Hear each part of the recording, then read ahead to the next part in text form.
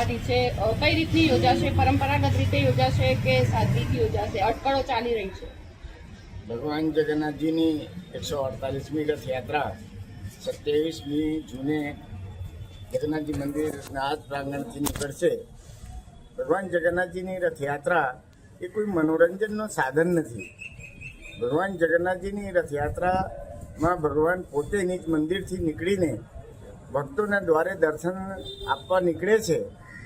તો એમાં આપણે બધા શ્રદ્ધાપૂર્વક ભગવાન જ્યારે આપણા દ્વારે આવે તો ભગવાનનું સ્વાગત કરીએ, ભજન ગાઈએ અને જે આત્મિક અશાંતિ હોય એને પણ શમનનો પ્રયાસ કરીએ.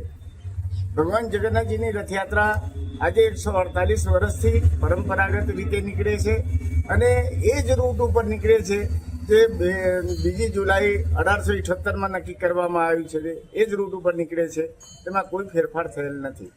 સર, ટ્રકો એટલા જ હશે કે વધુ નીકળના છે? આજે સમીક્ષા આયોજન કરવામાં આવશે. કયા પ્રકારની વ્યવસ્થાઓ રહેશે અને કોર્પોરેશન તરફથી કોઈ સુધારા વધારા હશે તો ક્યાં સુધી માટે સમય કરી દેવાય?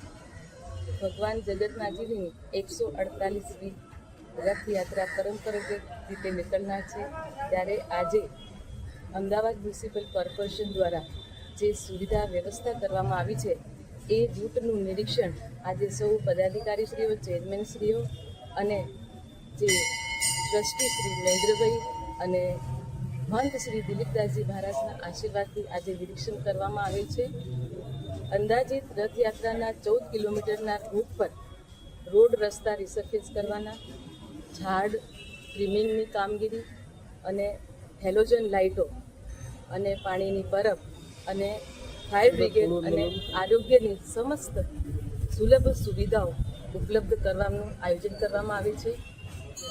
અને આ વખત વધુમાં વાત કરું તો રથયાત્રા રૂટને હેરિટેજ રૂટ તરીકે વિકસાવવામાં આવી રહ્યું છે. હાલમાં માત્ર જગન્નાથજી મંદિરથી લઈ ખમાસા અને એએમસી દાણાપીઠ ઓફિસ સુધી 1 કિલોમીટરથી વધુના રૂટનું નિરીક્ષણ કરવામાં આવે છે અને જ્યાં જરૂર જણાય ત્યાં અસરકારક અને વિશેષ જે આયોજન કરવામાં આવ્યું એના માટેનું અહીંયાથી સૂચનબદ્ધ કરવામાં આવે છે. ભગવાન જગન્નાથજીની રથયાત્રામાં ભગવાન જગન્નાથજી, બહેન સુભદ્રાજી અને ભાઈ બલરામજીની સાથે જ્યારે નગરચર્યા નીકળનાર છે, પવિત્ર અષાઢી બીજ તારીખ 27ના રોજ જ્યારે સૌએ નગરજનોને ભગવાન જગન્નાથજીના આશીર્વાદ લેવા, સૌએ નગરજનોને ઉપસ્થિત થવા અને સહભાગી થવા સૌને અપીલ કરું છું, વંદન કરું છું.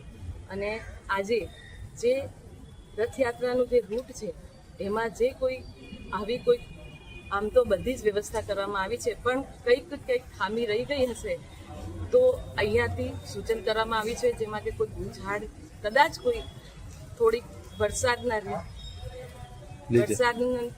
વજહથી કોઈક ઝાડ નમી ગયા હોય તો એને ફરીથી એનું જે ટ્રીમિંગનું કામ હોય કે એને કાઢવાનું કામ હોય એનું સૂચન કરવામાં આવ્યું છે. મેડમ, રૂટ ઉપર જર્જરિત મકાનો જે હોય તો એને ઉતારી લેવાની કેટલા મકાનોની નોટિસ આપવામાં આવી છે, દૂર કરવાની કામગીરી રૂટ પરના જે જર્જરિત મકાનો છે એને નોટિસ પણ આપવામાં આવે છે અને નોટિસ આપ્યા પછી પણ જે કોઈએ આનું પાલન ના કર્યું હોય તો એમના જે લાઇટ અને પાણીના પણ કનેક્શન કાઢવામાં આવે છે.